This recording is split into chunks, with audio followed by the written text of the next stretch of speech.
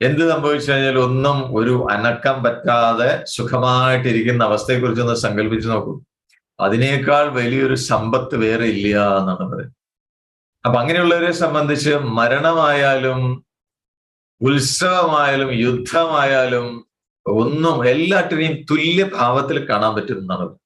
എല്ലാറ്റിനെയും ഒരേ ഭാവത്തിലാണ് കാണുക. മരണമായാലും ശരി, ഉത്സവമായാലും ശരി, യുദ്ധം, വേറെ എന്ത് കാര്യമായാലും.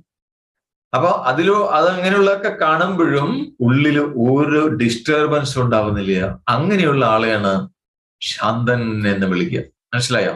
ആ ശാന്തി നേടാൻ സാധിച്ച ആളുകളുടെ അവസ്ഥ എന്ന് പറയുന്നത്, അവര് തപസ്സുകളെക്കാട്ടിലും ശ്രേഷ്ഠന്മാരാണ് എന്നാണ് പറയുന്നത്. ജ്ഞാനികളെക്കാട്ടിലും ശ്രേഷ്ഠന്മാരാണ് അവർ, ശാന്തി കൈവന്നവർ. പലതരത്തിലുള്ള കർമ്മങ്ങൾ ചെയ്യുന്നവരെക്കാളും ശ്രേഷ്ഠനാണ്. രാജാക്കന്മാരെക്കാൾ ശ്രേഷ്ഠനാണ്.